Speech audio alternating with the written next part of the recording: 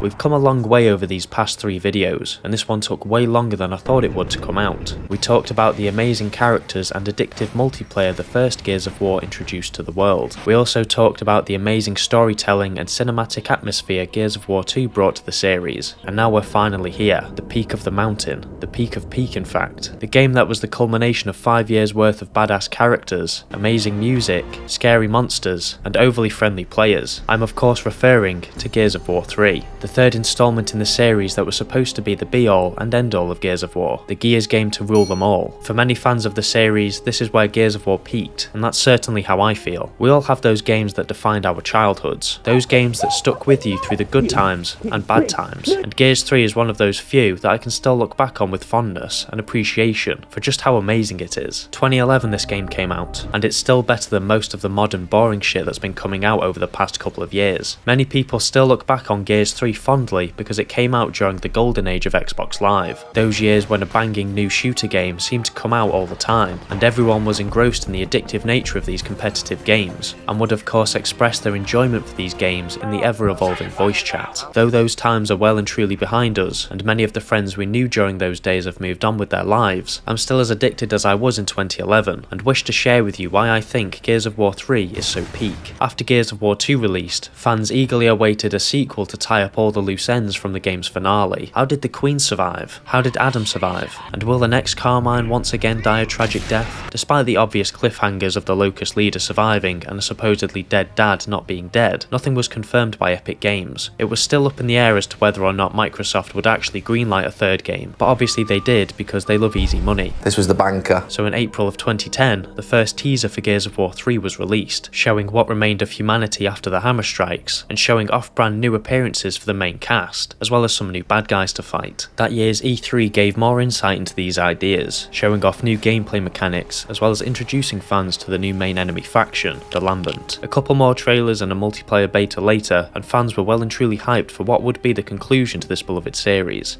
For a couple of years. Finally, after 3 long years of having to wait for this game to come out, the day finally came in 2011 when things would never be the same for Gears of War. Week 1 saw Gears of War 3 sell 3 million copies, proving gamers were still in love with this heartfelt and hyper-gory series. Set roughly 2 years after Jacinto got flushed down the toilet, we once again follow Marcus and the rest of Delta as they come to terms with their new way of life and the new enemy threat, the Lambent. Though Delta have fought Lambent in the past with the Wretches and the Tentacle Monster from the second game, without the Locust fighting them back in the Hollow, the Lambent have become a widespread issue across the planet of Sera, once again putting humanity on the brink of extinction. Went from the Pendulum War to the Locust War, and now the Lambent War. These guys can't catch a break. However, things are never truly this hopeless in a Gears game, as Marcus finds out his dad is actually alive, and has a possible solution for the Lambent infection. Now Marcus would love nothing more than to just pop round to see his dad and catch up after a few years of not seeing each other, but unfortunately the Queen is back in town, along with a lot of Locust who survived the flooding of the Hollow, and they're a little pissed off they have to live in the desert, so they're all just itching to stop this heartwarming reunion. Though the game includes the core Delta Squad members, heartfelt moments, and faceless Gears dying in the most gruesome ways possible, many elements have been altered to give the game a different identity to the last couple of games, both stylistically and narratively. Gears of War 3 is very much a Gears game, despite some of these changes, but in other aspects it feels the most Gears of War the series has ever been. Overall, the series has never reached the heights Gears 3 set, and I don't know whether that's compliments to Gears 3 for being so great, or a little disappointing because Microsoft have failed to match the quality of a game that came out in 2011. I'm going to choose to stick to the positives of Gears 3, rather than dwell on the lows the series has recently seen. I pray that Gears E-Day is good. That's enough dooming for one video. Let's just have a chat about why Gears 3 is so f***ing good. The game opens with Marcus in a cell, probably thinking about all his life choices that led him to this moment. What are you doing here? Getting you out. Here, put this on, you'll need it. Wait, hang on, this looks really familiar. What are you doing here? Getting you out. Here, put this on. You'll need it. Oh, it's a dream sequence. This prologue sequence has Marcus reminiscing about all the good times he had, like being stuck in prison, his old squad mates that died tragically, and the last time he saw his dad, before he got crushed by a helicopter. Marcus then wakes up, and this little title card lets us know what game we're playing. Thanks guys. We then get a better look at Marcus's design, and it's not just Marcus who's got a redesign either. Random gears, Dom, and the whole art style of the game has been completely updated. Let's address the change in appearance for the characters first. There's a few reasons why Epic decided to update the appearance appearances of the Gears in the third game. In terms of lore, Gears 3 takes place during the hotter months on Sierra, and so the Gears and the Stranded have adapted their outfits to keep cool, losing excess armour and going for a sleeveless tank top look. I guess Cole is just warm all year round. Another explanation for the change in appearance could be that people thought since there were no Locust around anymore, they didn't need to be protected. Obviously, this isn't the brightest idea because bullets fly on a regular basis in the Gears universe. Or another reason could have been that Epic just thought the characters looked cooler wearing less clothing. A lot of time has passed since the events of Gears 2. In fact, that passage of time can be seen with Dom's facial hair. Damn, that's a full-on hedge. Marcus and Dom are currently living on board a cog ship called the Sovereign. Since Jacinto sank and the Lambent have pretty much taken over the land, many of the remaining Gears have decided to live on ships in the vain attempt of staying away from Lambent. Those stocks give me the creeps.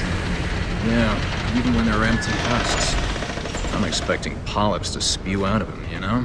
I'm sure nothing bad'll happen, lads. Come on, play some thrashball to take your minds off it. Come on, sucker! Some Gears aren't too bothered about the whole Lambent issue, like Jace here, who's busy trying to get some dirty old mints. Jace is the newest member of Delta we are introduced to, but interesting fact, this isn't the first time we've met Jace. He actually appears very briefly in Gears 2, and he also plays a big role in some of the Gears comic books. Another interesting fact is that Jace is voiced by Michael B. Jordan before he became such a famous movie star, and yet another interesting fact is that Drake was originally going to voice him. I need the max win. Wow, not even 10 minutes in and we've already had 3 fun facts. We learn that most of the COG forces have disbanded since the events of Gears 2. After the main headquarters sank to the bottom of the ocean, most of humanity is living in small enclaves, acting as their own units. Though there's no infighting, they're far from the unified army we saw march proudly in Gears of War 2. And after meeting up with Anya, we get an even bigger nugget of lore. Apparently Prescott abandoned the COG to leave them to fend for themselves, went from an aura farming badass to a sleazy rat in less than 5 minutes of screen time. On a more positive note, Anya's back and is now a member of Delta Squad, whereas the first 2 games stuck her in the player's ear. She's now fighting on the front lines alongside her boo Marcus. Things have been uncertain since the chain of command fell apart. Many of the Gears are struggling to adapt to this new way of life and the limited amount of supplies on hand. It's gotten so bad that they're rationing crossword books. Hey, are you filling in the crossword?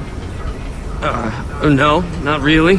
Things can't get much bleaker. Actually they can, as Lambent forces board the ship. Poor Nash. He's up there with some of my other favourite characters, Gilos and Tanner. We have already seen Lambent organisms in the past, however Gears 3 greatly expands on this mysterious enemy. Polyps are the first new Lambent enemy we fight, and while they aren't the deadliest creature you fight in the game, anyone with arachnophobia can agree that they're gross to look at. And what's worse is that these aren't even the freakiest looking things in the game. There's plenty of other gross baddies to deal with, and Delta get introduced to a whole new variant they haven't seen before.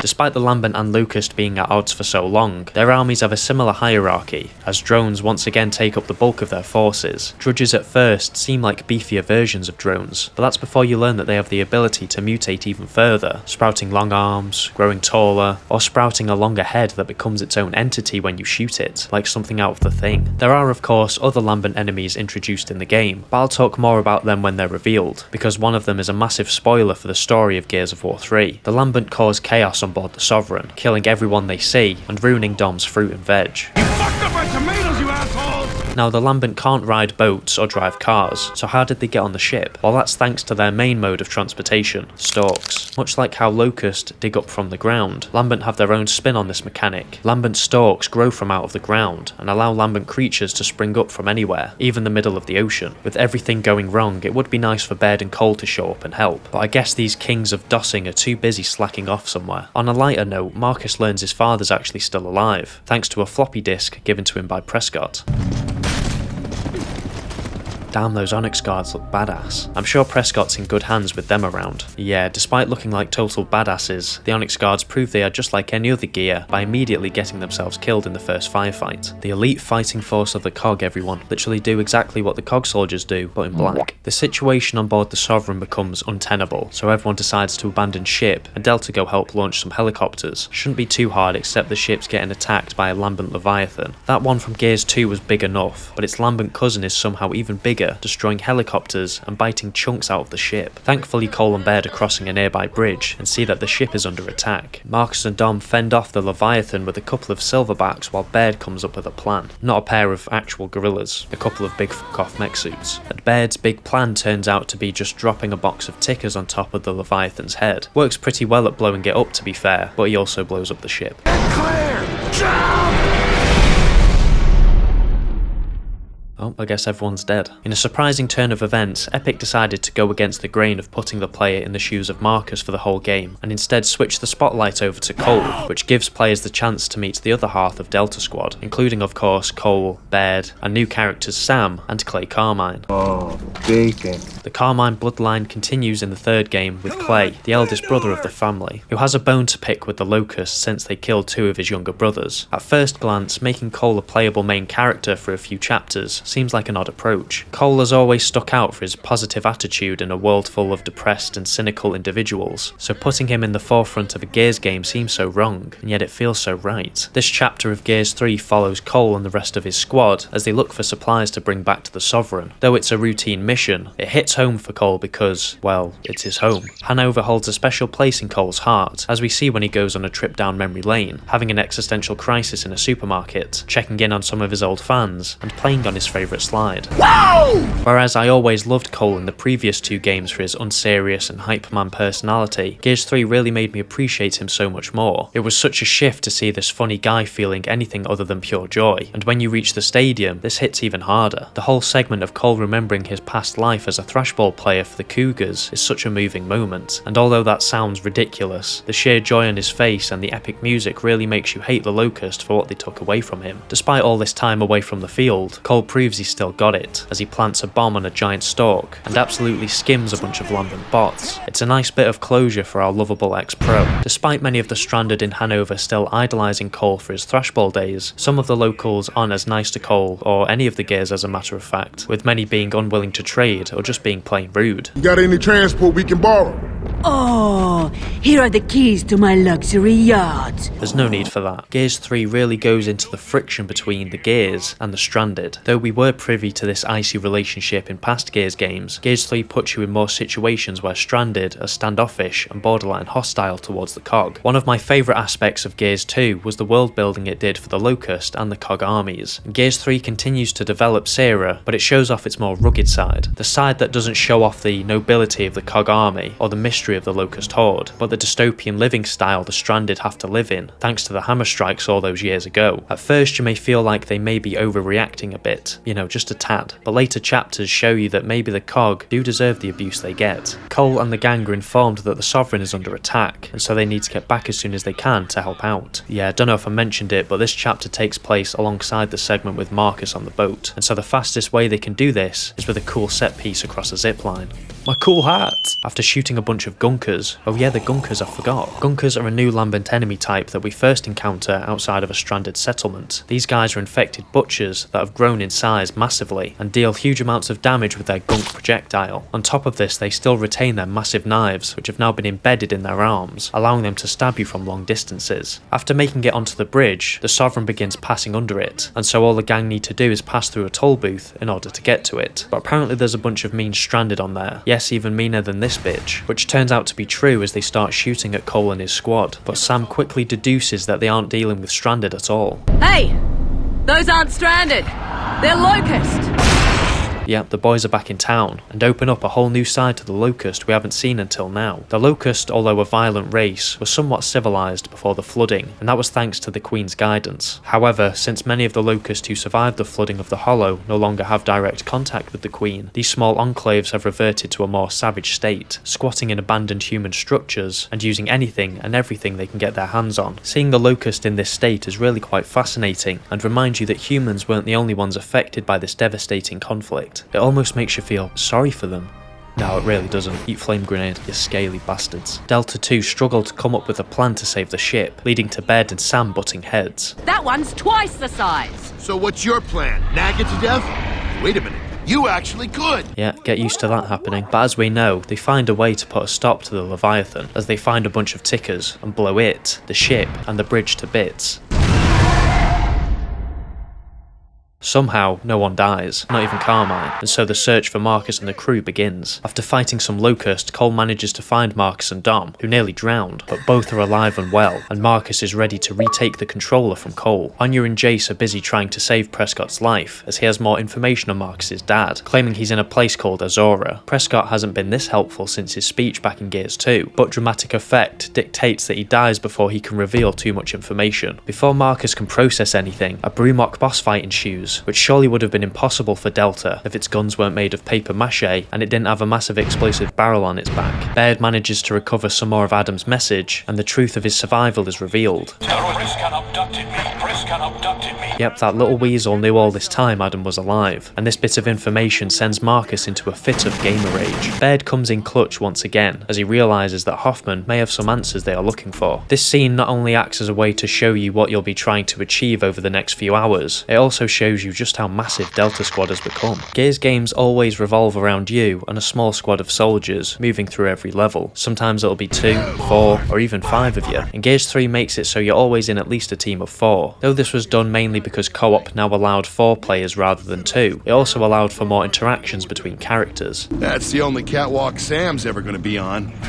When this is over, Baird, I'm gonna raise your voice an octave. Gears 3 is one of the best Gears games out there, and my personal favourite, and yet despite the similarities with previous games, it has a very distinct identity. Not different in a Gears 4 kind of way, because aspects of that game felt different in a bad way, but Gears 3 brought unique concepts to the table that affected certain aspects for the good, and maybe some others for the not so good. One element that was greatly built on was character development. Despite my love for Gears 1 and Gears 2, one element those games lacked was character development. Most characters were locked behind specific tropes, and while Gears 2 did a better job at making these characters feel less stereotypical and more human, for most of the characters there was no development to be had. If anything, Marcus did all of his developing off screen, as he felt very different in 2 when compared to 1. Dom is the only one that goes through an arc of some sort, having to come to terms with the death of Maria, and Gears 3 gives background characters more time to grow and stand out. As already mentioned, Cole did a fair bit of growing in his own chapter, and many of the side characters are affected by this too, which is good because there's a whole load of squad members that interchange throughout the game. But for Act 2, we get treated to the 4 icons of Delta Squad: Marcus, Dom, Cole and Baird, all quipping and dishing out banter like a couple of old high school mates. And this leads on to another interesting aspect of Gears 3. You notice all of the banter and small squabbles between certain members, and you realise that it feels like a small dysfunctional family. Each and every member of Delta has each other's backs, and you get a true sense of camaraderie. And for the first half of Gears of War 3, the game feels almost light-hearted. As light-hearted as a game that involves disembowelment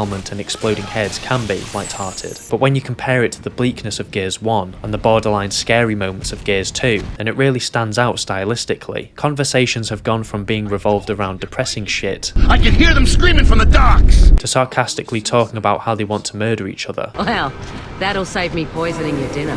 Though I was a big fan of the seriousness of the first 2 games, I appreciated the initial change of pace Gears 3 introduced, as it adds a new dynamic to these characters and shows that even after everything that's happened, they're still able to find joy in the simple things, like winding each other up. Now this only applies for the first half of the game, because there is a very big event that happens that completely shifts the tone of the rest of the game. I'll hang back talking about that event just yet, to talk more about gameplay, level design, and other general tweaks to the formula. I don't think I can stomach talking about it right now. Since the boys are finally reunited and the Locust are back in town, it feels right to talk about the gameplay that hardly ever changes between games. I get worried I'm going to start repeating myself when it comes to this part of these videos, because gameplay between Gears games rarely ever changes besides for a few minor tweaks. The combat of Gears 3 is the fastest it's ever been in the series. The enemy AI feels a lot more direct, and many enemy variants aren't afraid to ignore cover and come and hunt you down. Cover is still your best mate, as firefights are constantly happening, and if you go into a Gears game expecting anything else, you're insane. Anyway, why fix something that isn't broken? Gears combat is always enjoyable, and in Gears 3 it feels so much more polished thanks to the more responsive movement, a lot more rewarding thanks to the added challenge of new enemy types, and varied thanks to the new weapons and executions. The new factions in the game bring brand new challenges for the player to deal with. The Lambent especially add new combat scenarios for you to keep in mind, as their explosive nature makes makes them particularly dangerous in close combat, making trying to chainsaw and shotgun these things to death not very ideal. Drudges in particular add so many unique encounters for the player to deal with, as some of their mutations force you to move from cover to cover rather than stay locked behind the same wall. Same goes for gunkers, as they can hit you from far away and up close if you decide to feel brave. Up until this point, Delta practically knew every trick the Locust had up their sleeve. Big scary bitch, just hit her with a big laser. Rabid bats, just turn the lights on. Tunneling enemies, just chuck water on them. But the Savage Locust have their own tactics that can catch you off guard, and show that the Locust, although heavily affected by the flooding of the Hollow, are still incredibly dangerous. One new addition to Gears that massively counters the cover-based system is the Digger, a brand new boomer type whose main weapon does what it says on the tin. It digs under the ground and blows up in your face, which of course means it negates the whole cover mechanic. Savage Therons also serve a similar role, as they chase you with massive meat cleavers, forcing you to run out of cover, although you shouldn't do that for too long, as Epic saw the Jackal snipers from Halo 2 and decided to add their own by giving some of the grubs one-shot cannons.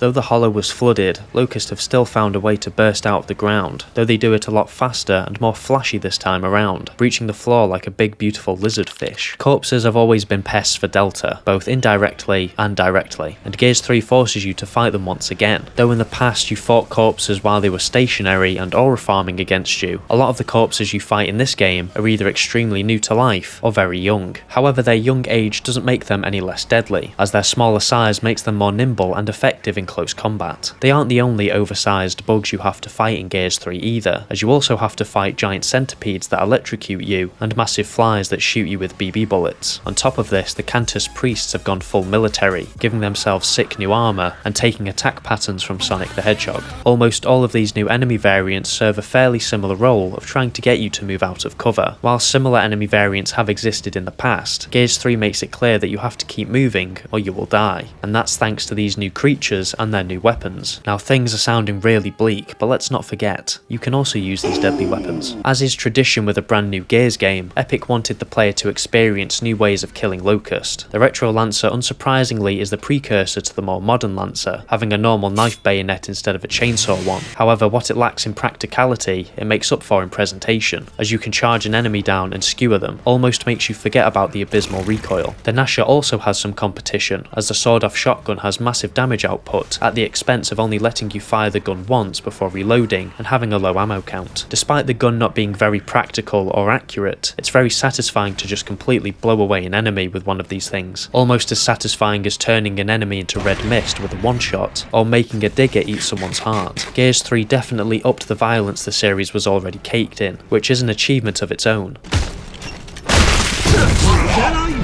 Nice job. Guns from the past were also tweaked to be more appealing for players, such as the Gorgon pistol that was made fully automatic, and the Hammerburst that was made even better, and once again had a chokehold over the multiplayer. Back to the boys now, and they're on a mission to find Hoffman at Anvil Gate, as he might have a way for Marcus to find his dad. The Deadlands pose a dangerous journey for Delta, however, as the Locust have made it their new home, so instead of walking the whole way, Delta decide to hijack a Locust gas barge. These guys have had plenty of experience hijacking Locust vehicles. It's pretty much just second nature at this point, but what was going to be a simple trip to see an old friend turns sour as the Queen becomes aware of Marcus's plan to find his dad. God damn it, she's still alive? Yeah, did you not watch the ending cutscene to Gears 2? Marcus's sheer aura is enough to rattle the Queen, as she demands every Locust troop from here to Anvil Gate to lock the fuck in. Just imagining all these freaky bastards shit themselves over the thought of having to fight this one human is pretty funny. After checking out some of the latest Locust architecture and some of their morbid wind chimes, the boys find a barge and head off to meet Hoffman, but catch wind of an old friend in need of some help. I'm holding them off as best I can. Anyone picking this up? Somehow, Dizzy survived his encounter with Scourge. I guess he decided to lock in when no one was looking. Delta saved Dizzy, who's on a mission to bring back ammo to Anvil Gate, so the boys offer to give him a ride back home, but get shot down before they can make it all the way to the fort. Luckily, Hoffman and some of his Cog Gear buddies are there to help Delta out. Hold your fire!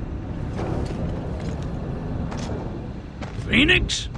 What in the hell are you doing here? Somehow this old man is still alive and kicking, and looks even younger this time around. Have you been using de-aging cream? Marcus informs Hoffman about his dad still being alive. It's crazy how far this relationship has come when you consider where they were in Gears of War 1, from haters to lovers. Wherever Delta goes, trouble follows, and soon after their arrival, Locust forces attack the fort, forcing Hoffman back into action. The Locust batter the shit out of the fort, sending pretty much every type of monster possible to stop this father and son reunion. With another attack imminent, Baird offers to fix the fort's Hammer of Dawn satellite. However, Hoffman's GF Bernie warns that Sam and Anya are outside the fort and need help getting back. You can choose between giving cover and fire or going out there to rescue them. Obviously you choose to pick them up because that's the funnest option. Yes ladies, have a good night, do you want me to give you a lift home? Why any normal cog gear would want to be within 10 feet of Delta is bizarre to me, as the death toll has to be in the thousands at this point. This bloke gets his arm ripped off, and these lads get shit on by a lambent berserker. This thing is absolutely terrifying. It basically has all the strength of a normal berserker without the whole blind weakness. It's even immune to the Hammer of Dawn. Did we fry that bitch? Looks that way. Oh dear. Luckily, like a cliched villain, it has a very choreographed weak spot. After the dust clears, Baird manages to find this luxurious island where Prescott has been keeping Adam Phoenix. But the island itself is surrounded by an artificial maelstrom, so they need a submarine. But finding a submarine at a time when resources are so scarce would be like finding a needle in a haystack. Besides, I'm not even sure if anyone in Delta is qualified to fix, drive, and fuel an old submarine. Now, son, that's where I come in. I'm ex-merchant Navy. I can fix it, drive it, and fuel it. Well, fair enough, he's made me look like a dick. Gears 3 has a very different tone to the previous games, as I already mentioned, and that affects many elements of the game. You can certainly see it in the visual style. Everything is so much brighter, and the environments are so much clearer to see. Whereas past levels were designed in a way that made you feel uncomfortable, Gears of War 3's levels are purposefully more flashy, leading to a more heightened experience. This mixed with the comedic dialogue shifts the balance of what we as players were used to. Though it gives Gears 3 a fresh new look and feel, I couldn't help but miss the more immersive design and feel of Gears 2. Epic Games really struck gold with the intricate designs and iconic locations of that game, but I will say that Gears 3 does have the best version of Marcus we've ever had, and that's thanks to this brief change in tone. We see a much lighter side of Marcus during the first half of the game. I got your number, bitch. Though he's still got that iconic seriousness we've become accustomed to over the years, as we see when he's sick of Prescott's lies. Where's my goddamn father? He's definitely a lot warmer to his friends, as we see when he's joking around with Dizzy, Hangers, son of a bitch. and ragging on Dom for being a farmer. I think the radishes can cope without you for a while. My absolute favourite thing about Marcus in this game, however, is how drastically he changes halfway through the game, and this happens when Marcus, Dom, Anya, Sam, Jace and Dizzy travel to a town called Mercy to find fuel for the submarine. Seems like a job that's beneath them, to be honest. These guys are war heroes, and now they're on their way to fuel up their car. Feels like Chap's gas station all over again. Well, Mercy, the town they're heading to, isn't any old town. It's the hometown of Dom and Maria. Sam reminds Dom that going back there may not be the best idea for him, but Dom brushes off her worries by saying he's come to terms with Maria's passing. I can handle that now. Is that true, Dom? I don't think it is. I forgot to mention that Sam has a thing for Dom, which is so obvious even someone as socially inept as Baird can see it. Oh, she won't buy you anything. Your name's not Dom. Shut your hole, Baird. Claudia Black, my beloved. Despite how harrowing it may seem, Dom and the gang make the drive to Mercy, encountering a load of Locust and even beheading a Brumok. I mentioned so far that Gears 3 has shown a more pleasant side to the Gears universe. Though death and danger was still around every corner, the game portrayed it in a way that made it feel more normal. But once you reach Mercy, this reassurance and normality is almost immediately broken. As soon as you arrive there, you get the feeling that something is off. Dizzy claims that the place was really busy a few months ago, but a quick glance around doesn't support this. It's completely abandoned with no one around but Delta Squad, and you notice for the first time since Gears 2 that the music is trying to unsettle you. So far the music has matched the upbeat energy of the first few chapters, heightening the action and allowing you to focus on the dramatic moments. But now it feels like a switch has been flipped, and now you suddenly have that uneasy feeling that was with you in Gears 2 when skulking around New Hope or pushing deeper into Nexus. Yeah, Nexus. The bright warm style of Mercy is incredibly misleading. It feels like it should be full of people, and that's why it's so unnerving that no one's around. While that's a bit of a lie, as someone has to be rigging up all these bombs, and that someone turns out to be a scared old man. It's some kind of fever. A scared old man talking about a fever and people turning rabid? Sounds like we just landed in a zombie game. Nah, surely not. Gears is about lizard men and glowing lizard men. The old man runs off, and Delta carry on after him, looking through the town to try and see where he went. Oh, there he is, lying there, motionless, with glow stick juice around his mouth. Delta travel into the sewers to find the person responsible for force-feeding the old man a glow stick, and run into a crying woman. What happened?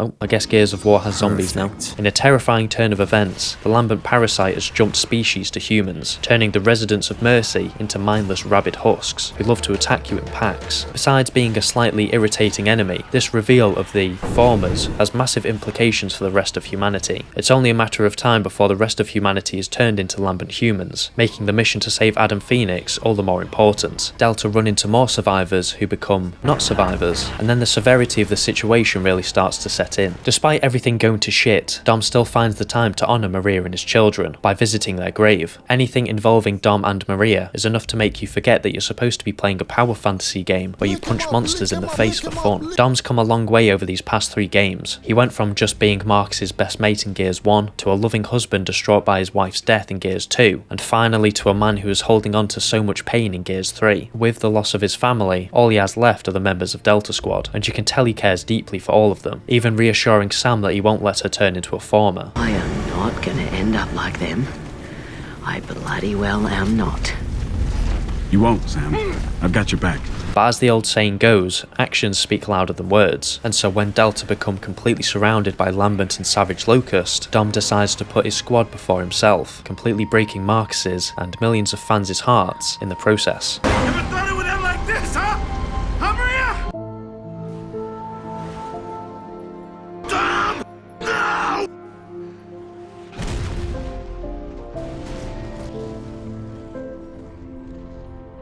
There's no doubt that this is the most memorable moment in Gears of War 3. The pain pouring out of this scene is still so pure, and Marcus's reaction mixed with Gary Jules' Mad World, a song synonymous with the series, solidifies this moment as the turning point for Gears of War 3. John DiMaggio does such a phenomenal job. You can really feel Marcus's pain. The realization that the guy who was with him from the very beginning, the guy who got him out of prison, had his back all the way through the Hollow, and was there when the place he called home sank to the bottom of the ocean, is no longer going to be there by his side. It honestly feels like a death in the family. Of all people, why did it have to be Dom? The hardest thing is why it had to be you. Epic Games realised the severity of this decision and used this moment as the perfect place to shift the entire tone of Gears 3. You can't come back from a moment like that. Other deaths in Gears have you shocked or saddened for a short period of time, but Dom's death and the subsequent fallout feels like the most realistic portrayal of a death out there in gaming. I talked about how Marcus felt a bit more light-hearted this time around, but that aspect of the character is quickly snatched away after this devastating event. It's very rare that voice actors change how a character sounds throughout a game. I'm not talking about portraying different emotions in certain scenes, but rather permanently changing how a character speaks for the duration of the game, and John DiMaggio masterfully captures Marcus's completely broken soul. He's dead, but he saved us, so we'll make sure he didn't die for nothing. Everything he says either has complete sadness, contempt, or anger behind it, and the rest of Delta are all just as saddened by the passing of Dom. Though dialogue continues between the characters, it feels more like friends trying to ignore, or rather overcome an issue by distracting themselves, but deep down, they all know nothing will be the same again. Epic Games knew this would be depressing for fans, so they decided to make the next location in the game further emphasise this depression, highlighting the devastating effects the hammer strikes had on the majority of humanity. Oh god, they're people. Jesus lads, give us a break. This revelation hits you like a truck. I just realised that sounded like a joke about Dom. We had only ever seen glimpses of the hammer strikes and the effects it had on Sarah, and the inclusion of the Ash people makes you understand why the Stranded hate the Cog so much. Char was completely destroyed by the strikes. Life has been sucked out of the city, and to be honest, it's the perfect place for you to just be sad for a while. Despite how it may look, there are actually a few people still alive. A group of Stranded who aren't too happy to see the Cog, led by a man who hates the Cog even more, Mr. Char and Griffin. What the fuck are you doing bringing the cog here? voiced by Mr. Ice-T. Gears of War 3 definitely felt like it had broken through to the mainstream, and Epic Games seemed to understand this with the inclusion of celebrity voice actors. I mean, they tried to get Drake on board, for God's sake. The game's marketing seemed to reflect this also, though the initial trailers seemed to follow the classic Gears trailer formula of evoking a creepy and hopeless tone. Gears 3's later trailers decided to highlight more of the action side of the series, with a full-blown action movie-style trailer heightened by Black Sabbath's War Pigs, and a Horde trailer with a song created by Ice-T himself. Ice-T has continued to show support for the Gears series, stating in past interviews that he's still a huge fan. It's pretty ironic considering the character he plays is one of the biggest haters in all of Gears of War. Bitch, you don't understand shit. Griffin runs things in Char, since his emulsion tower is the only thing still standing that sustains life, and so he makes Marcus a proposition. Get his fuel shipment back from the other tower, and he'll give Marcus some of the fuel. Yeah, Delta failed to get fuel back in Mercy because of the attack, so in a way it was kind of a wasted journey. But yeah, best not to think about that. Griffin guarantees Marcus's help by threatening to kill Dizzy if he doesn't cooperate, and Marcus, unwilling to watch another friend die, reluctantly agrees to go along with the plan. God, this shit is depressing. Can we talk about something else for a bit? I know, let's talk about some Easter eggs. Surely they can cheer us up.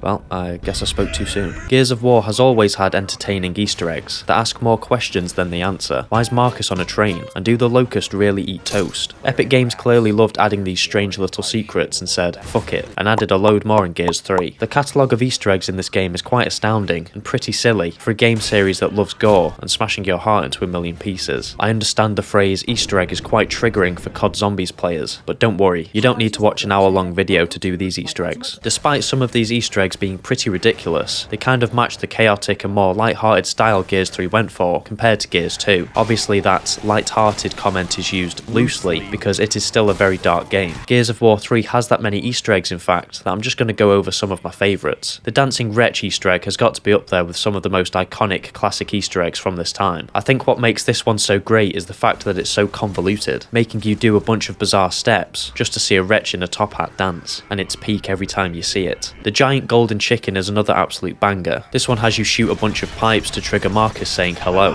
Eventually, after saying hello enough times, a chicken pops out of one of the pipes and turns into a giant golden chicken that shoots fire out of its mouth. Not sure exactly where this thing fits into the lore. Then there's smaller Easter eggs like finding a group of Locust betting on a ticker fight, shooting some statues on Clock Tower that gives the sun Dom's beard, and during the dream sequence when you stick to Dom for a certain amount of time, it gives all the NPCs his beard. Man, they really loved hitting home the whole Dom thing. Marcus and the gang head to Griffin's second tower, only to be met by a horde of formers. Much like the people back in Mercy, these guys have been hanging around emulsion for too long, so Delta have to kill these things and turn the pumps back on. After fighting a load of these glowy creeps, Delta then has to kill a load of non-glowy creeps, as Mira has caught up with Delta and begins nuking the shit out of Griffin's tower. Almost everyone is killed at Griffin's tower, including that creepy little twink that painted himself white. The only two left standing are Griffin and Dizzy, thank Christ. After the smoke dies down, Griffin starts ranting about how shit the COG is, and then starts insulting Marcus directly, and it's at this point that he loses his head. With everything that's happened in the past few hours, finding out his dad's got kidnapped and watching his best mate die brings out a pure wave of rage that we haven't seen from Marcus yet.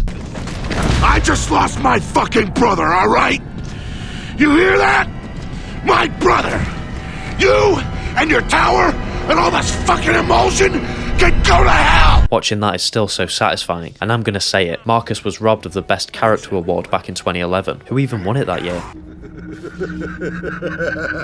Oh right, fair enough. Well, that was a disaster, but at least Griffin's gone and Delta have enough fuel to reach Endeavour. Mira is pretty pissed off that Marcus managed to escape and orders some of her finest warriors to hunt him down. Damn, those are some badass looking Cantus. What's the plural? Cantai? Cantuses? Fuck it. After reaching the shipyard, Delta stumble upon an old submarine that needs a few parts to get running again. Luckily, as we all know, I'm ex-merchant navy, so we can repair it as long as we get the right parts. The game then continues to add variation to the world of Gears. A very recognisable aspect of the level design for this game is that everything is very water-based. You tend to hang around water a lot, like when you're on the ship, when you stumble out of the water after the bridge blows up, and when you're currently hanging around an old shipyard to get a submarine. This part also continues this variation in design we've become used to, going from the dull greys of Char to a few shades greyer with a hint of brown. There's not much to say in regards to this part of the game. It's a stepping stone zone really for Delta to reach Azura, but unlike how Char offered basically the same objective, it also builds on lore we've been teased with in the past, and it included some much needed character moments. Endeavour is kind of boring, but a shining light is the introduction of new enemies, like the Ceripedes and the Armoured Cantus. To say Endeavour only offers these new enemies would be unfair. It does give us some hard-hitting character moments. Marcus and Sam briefly talk about Dom, and you can hear how much it's still affecting Sam. Sam,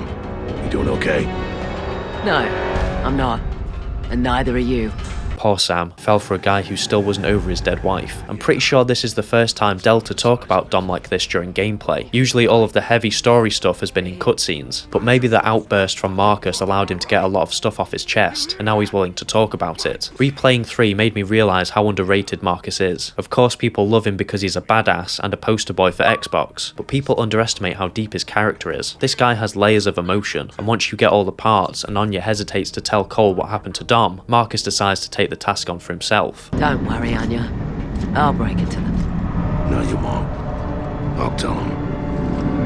Oh boy, I'm sure that'll be fun to watch. Of course the goal of this whole sad adventure was to find Adam, and now with the fuel and the parts, Delta can board the sub and head for Azura. The submarine section acts like a rail shooter. Dizzy pilots the submarine through rocks and reefs, and the rest of Delta man cannons as they blow away mines and scare away big-ass fish. It would have been nice to get more driving segments like we did in 2, but I guess the shift from 2-player to 4-player made that more difficult. Can't have each player controlling a wheel after all. Once Delta breaches Azura's water defences, they get ready to reach the shore, but are greeted by some bloody water. What the hell? Those bastards, they've killed the cities. It's pretty gruesome, but then you remember that these people fled the war while everyone else died, so fuck them honestly. Once you reach Azura, you start to forget that you're in a world that's been ravaged by war. As I just said, this place was designed to keep the most important people in COG society safe, while normal people were left to fight and die, and it's basically just a posh hotel. Marble flooring, water features, fine art, and heavy security systems are everywhere, keeping these rich pricks entertained and safe. Not safe enough, however, as the whole place has been taken over by the Locust, who are holding Adam hostage in his office, and we get a touching reunion between father and son. You can tell Marcus holds a lot of guilt for what happened to his dad, but it's not his fault Prescott lied to his face for so many years. Twat. Despite Delta carrying the COG army for so many years, it'd be impossible for them to retake Azura completely on their own. Luckily, Baird and Cole managed to hustle together some reinforcements, but there's no chance of them helping unless Delta can knock out the artificial storm surrounding the island. Gears 3 continues to evolve the level of greyness the series is known for, putting the player quite literally in the eye of the storm. Azura's outside has a personality of its own. Unlike the intricate design of the inside, it's rough, loud, and disorientating, and once again adds to this water motif, you know, because it's raining. Yeah, I'm getting kind of bored of all this water and grey. Can we switch it up a bit?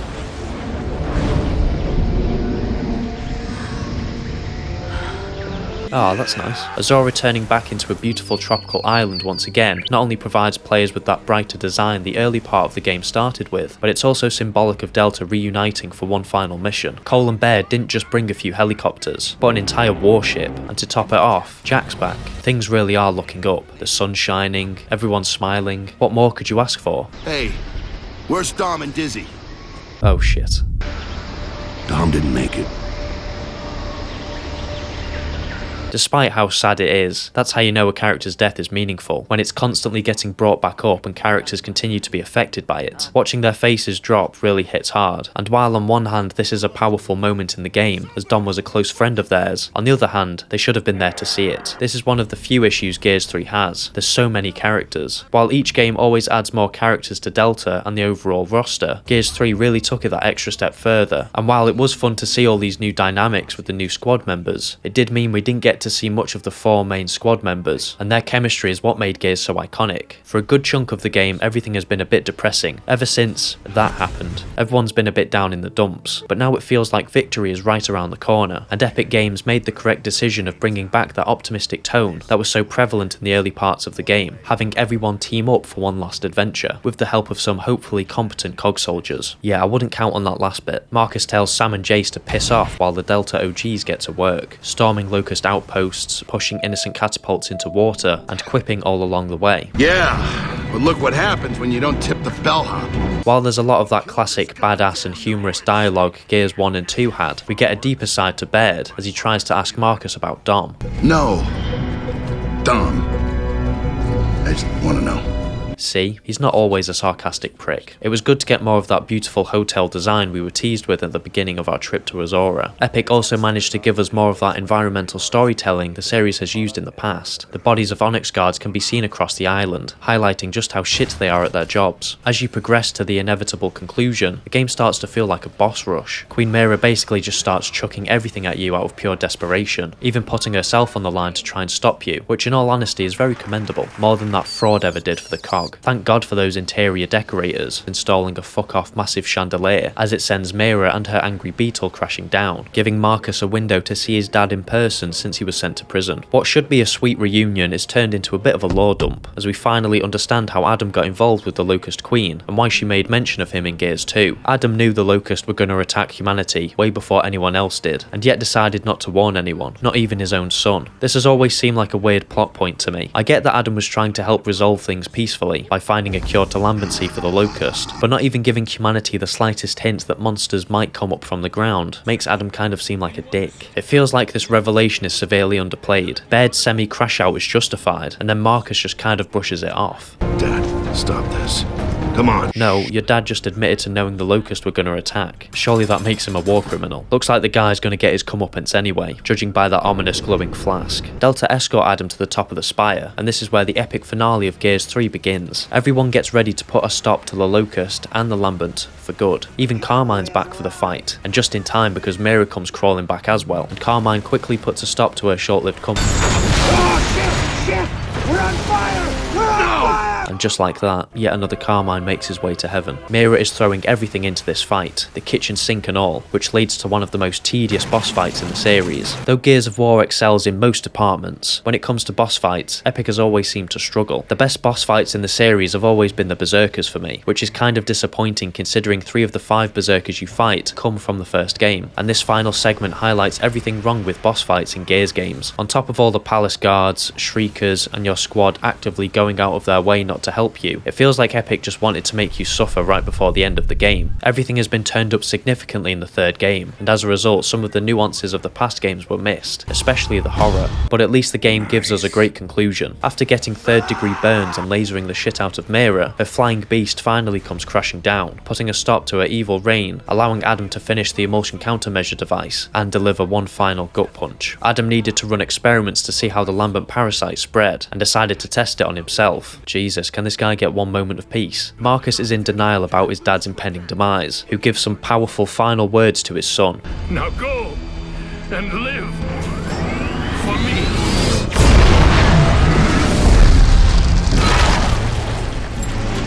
Despite just saving the world, you can't help but feel like it's been a wasted journey for Marcus. His entire goal was to reach his dad, and along the way, he lost his best friend, and his dad ended up dying in one of the most traumatic ways possible. He probably ended up breathing him in, and the cherry on top of this incredibly shit situation is that Mira isn't even dead. Much like her previous dialogue, she begins blabbing on about how Adam was a fool, and that he amounted to nothing but a scientist who made overpowered weapons of mass destruction. A bit rich coming from the queen of genocidal lizard men, but go off I guess. Luckily Marcus stabs her before she can carry on running her mouth, and he does it with Dom's knife, a painful but fitting end to such a twisted character, and this victory is heightened when we see the fruits of Adam's labour. Both Lambent and Locust forces begin falling across Sierra, showing us that every sacrifice up to this moment wasn't in vain, and the score captures this melancholic yet relieving moment. Despite all these downright heartbreaking moments, Delta actually completed their mission of saving the world, and for once there's actually a sense of victory without an overwhelming sense of looming dread, like there was in the past games. The ending was so positive it actually broke the Carmine curse, and let one of these poor bastards live. Well actually no, fans let him live. Jeez Louise, what the fuck? Before Gears 3 came out, Epic Games and Microsoft ran the Fate of Carmine campaign, where fans could vote on whether or not Carmine should live or die. And they voted by purchasing one of 2 shirts on the Avatar Marketplace, with all proceeds going to the Child's Play charity, back when Microsoft had some semblance of a soul. Thanks to this campaign, Clayton was spared, though a mock death scene was made for the character, paying homage to his love for bacon. Delta and the rest of the Gears celebrate on Azura, though Marcus is still feeling the emotional burnout of recent events. I know how you feel, man. That boss fight pissed me off too. Like a beautiful butterfly, he sheds his armour, and even gets rid of the do-rag, appearing more vulnerable than we've ever seen him. Luckily, Anya is there to reassure Marcus that everything's going to be okay, and as the pair hold hands and watch the sunset, Gears 3 comes to an end, concluding one of the greatest gaming sagas of all time.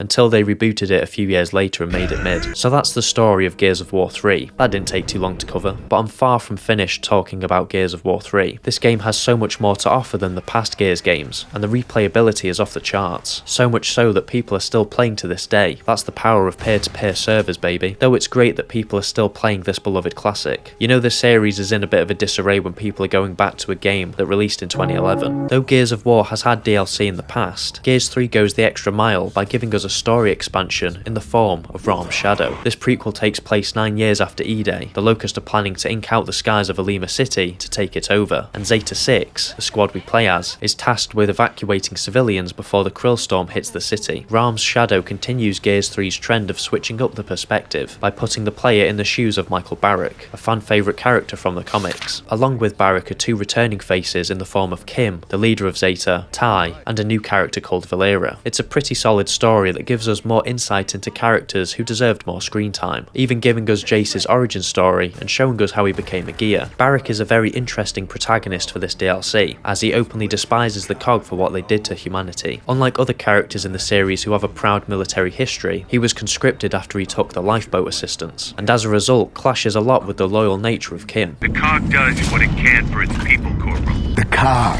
blew up my house. On top of some great character moments, it also gives us more unintentionally funny moments. But in life, there is also hope and happiness.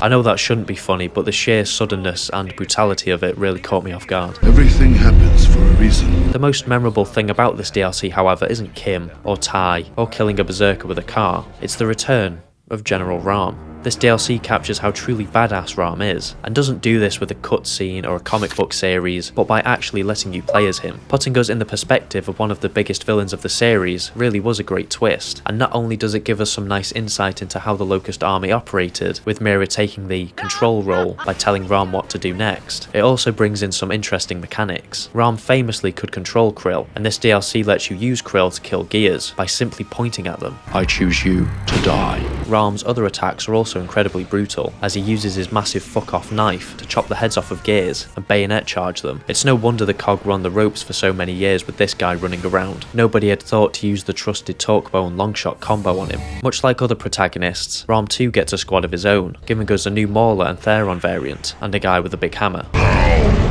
Rahm's mission is to clear out COG forces, to allow Seeders to start inking the skies, and by the end of it you don't know who to root for, because Rahm's segments are so fun. Well, that's terrible, but it was so much fun. With the city all but lost, Kim and the others make it their mission to save a group of kids held up in an orphanage, and this is where the rivalry between Kim and Rahm is born. After reaching the orphanage, the evac transport is ambushed, leading to the death of an unnamed gear and Valera.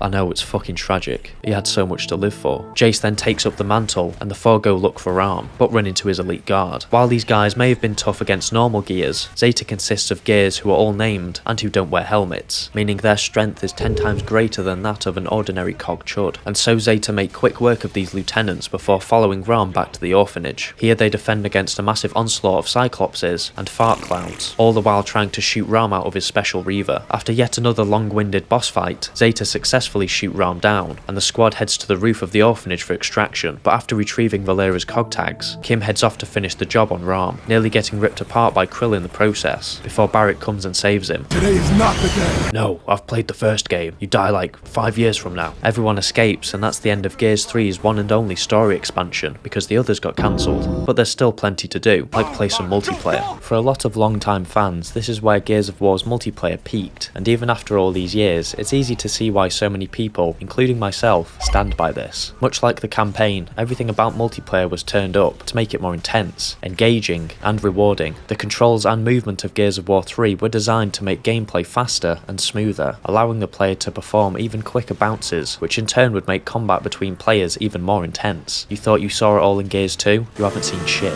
Whereas Gears of War 2's multiplayer was terrible at launch, Gears 3's multiplayer has always been seen as a strong addition to the franchise. One of the reasons Gears 3 stands above the rest in terms of multiplayer is the sheer amount of customization and progression the game offers. While past Gears games let you pick from a small group of core characters, Gears 3 massively increases the character pool for both the Cog and the Locust. Yet despite all of the choices, I'm still drawn to all the characters with cool helmets, like a moth to a flame. As well as characters, you can also equip skins for the starting rifles and shotguns, and though you could do this in Gears 2 with golden versions of the Hammerburst and Lancer, in Gears 3 there's tons to choose from, allowing you to express yourself to your opponents as you commit war crimes on them. While most normal people will use skins and characters they like the look of, some people realised that certain characters were a lot thinner than others, making them harder to hit, which means when you see someone rocking the Big Rig Dizzy or the Savage Kenta skins, they're a sweaty piece of shit. Though there's a lot of choice, characters and skins aren't just handed to you on a silver plate. You have to earn them, or pay for them. This is where one of Gears 3's biggest strengths comes into play: progression. Though Gears of War 2 introduced a simple levelling up system, you didn't get much out of it bar bragging rights, and it took the absolute piss to get to level 100. Gears of War 3 prevents levelling up from feeling like a chore by giving you challenges to chip away at and rewards for reaching them. Most characters can be unlocked by levelling up, completing certain milestones, or by purchasing them through DLC packs, and the same goes for weapon skins. The exception is that certain skins and characters could only be unlocked by pre-ordering the game back in the day, which I didn't do, and that's one of my biggest regrets in life, along with not buying the Gears of War 3 Xbox 360.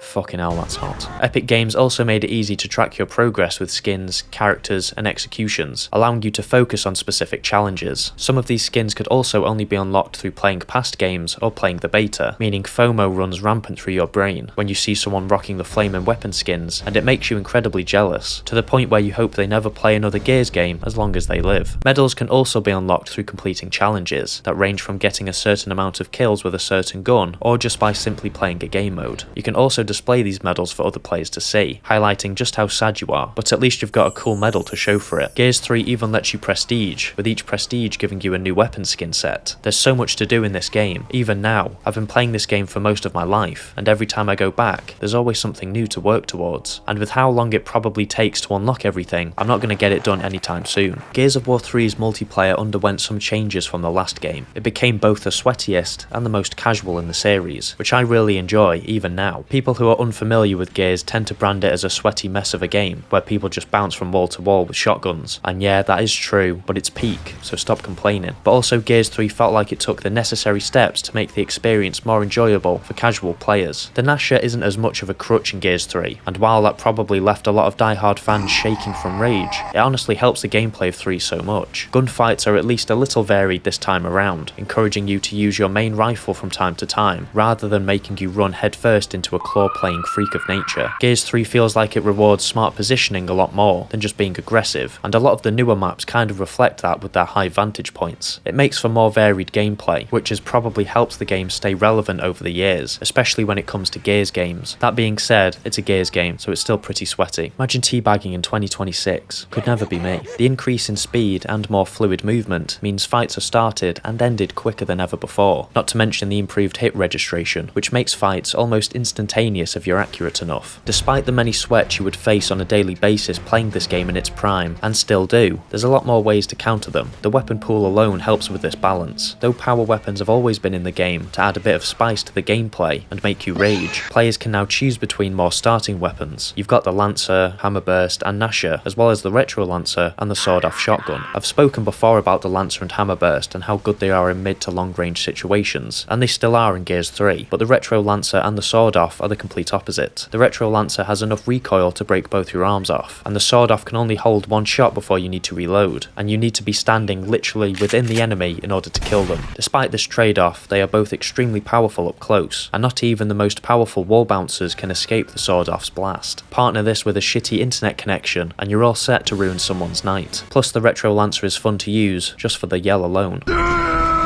Gears 3 also introduced being able to kick enemies out of cover, which plays into the idea of the game being more accessible for casual players, because you only do this if you're shit at the game. The introduction of TDM also gives Gears 3 a more relaxed feeling, as this is the most uncompetitive game mode the game has ever had. In a series dominated by Warzone and King of the Hill, you can just have a little chill one on TDM. The newer maps of Gears 3 really help with the addictive gameplay as well. Though it has 4 less maps than Gears 2, and continues to reuse classic maps in its roster, the new maps add a lot of diversity when it comes comes to the combat, and a lot of the classic maps are done so much better in 3, not to mention the newer art style, which allows for a lot more variety when it comes to the designs of these maps. Things like different weather and time of day are portrayed so well through the use of lighting and visuals, and each map has its own personality. Even a map like Bullet Marsh has some much needed personality injected into it. It's still a shitty map, but at least it's got some character. PvP on Gears 3 is timeless. Sure, it's laggy as hell and some people continue to be sweaty little piggies, but that joy I felt when first playing is still there. There's so much on offer that it would take me ages to go over it all, but I really want to talk about the PvE game modes. I'm a sucker for some PvP multiplayer on Gears, but PvE is where the charm of the series really shines. A new addition to 3, which for some reason hasn't made an appearance in a Gears game since, is Beast Mode. This mode finally lets you play as law-accurate Locust, as you try to destroy humanity once and for all in 12 exceedingly difficult waves. You and up to 4 mates can take control over a variety of Locust creatures, all ranging in health, forms of attack, and usefulness because some of them are dogshit. There's 4 different layers of Locust to choose from, with each layer unlocking stronger Locust for you to control. Each Locust costs money to use, so like a CS degenerate you have to manage your economy by being smart with your purchases, using the lower priced ones to whittle down their numbers and break their defences on the first few waves, before investing in some serious heavy hitters. Though you can take control of some truly strong monsters, Beast Mode is far from easy. Each wave starts with a 1-minute timer, and you have to kill all the enemies in that wave before the timer runs out. Each kill and fortification destroyed grants you a few extra seconds of time, but failing to kill everyone before the time runs out results in you getting blown up by a Hammer of Dawn, and Mira giving you a bollocking. As well as fighting civilians and cog soldiers, you have to fight hero characters, which includes members of Delta Squad, as well as a few supporting characters like Griffin and,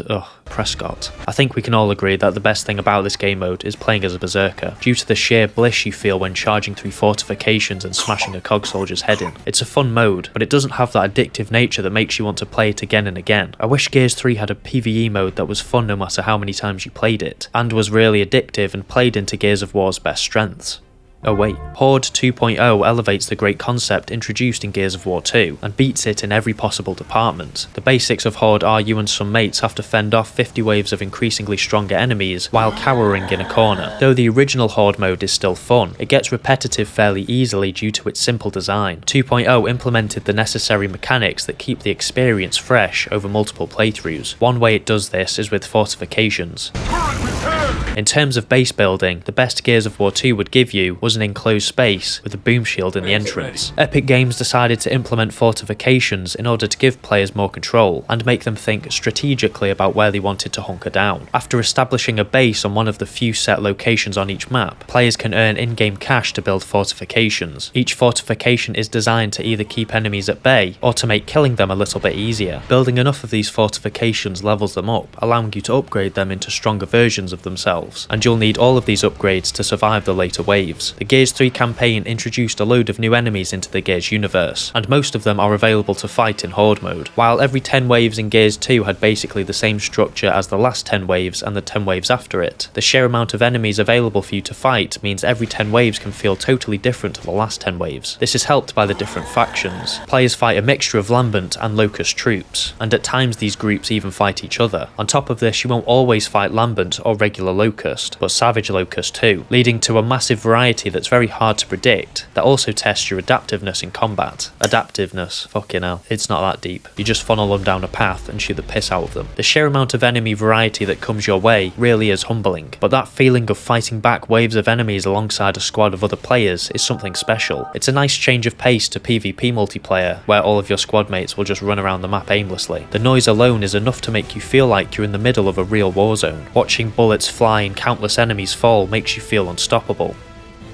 Until a berserker spawns in and just wipes out an hour's worth of progress. The biggest spanner in the works in Horde 2.0 is the introduction of boss enemies. Gears 2 Horde had tough enemies. The Boomer variants kind of acted like mini-bosses, especially during the later rounds. However, in 2.0, they just feel like other foot soldiers compared to some of the boss enemies you can come up against. Whereas the main force of the Horde consists of Locust soldiers and smaller creatures, the bosses are the monsters of the Locust and Lambent armies. There's no shortage of bosses you can fight. Berserkers, Lambent berserkers, berserkers, gunkers, baby corpses, reavers, and even a brumok can spawn on the map, turning everything on its head, and turning your steady, tight-knit group into a bunch of headless chickens as you run for cover and get gunned down from every angle. The chaotic nature of Horde mode, mixed with the sheer scale of these battles, makes the game mode one of the best to do the whole Horde mode shtick. Though people may love Gears 3 for different reasons, Horde mode is my favourite part of the game. The list of core memories I have with this mode is endless. I can think of plenty of times where I just stayed up all night playing Horde mode to unlock characters, skins, and just for the love of the game. I know I said 1 and 2 are peak, but I really mean it with 3. Sure, there's some things the others do better, but 3 overall is just a work of art. Epic Games wanted to send the series out with a bang,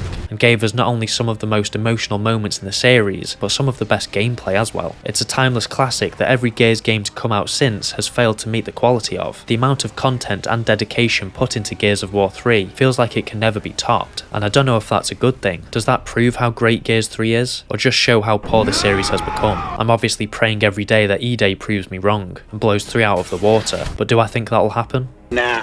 But as long as it's a good game with a good story, I don't really care. No game will ever make me feel the same way Gears of War 3 does. These sets of characters and their stories are so memorable because of the team behind them. Epic Games, the true Epic Games. Not the one that completely ruined the gaming landscape, but the one that strived to make a positive impact on the industry and move people. One that wasn't worried about shitting out a million collaborations a year, but one that wanted to set new trends and break the mold with every new iteration. Passion like that is few and far between developers nowadays, and I'm just glad I grew up in a time when it was more common than not. So that's the end of my Gears of Peak series. Cheers if you stayed all the way till the end, and I'm not going to make vids for 4 and 5 because they were a bit shit. Okay, bye.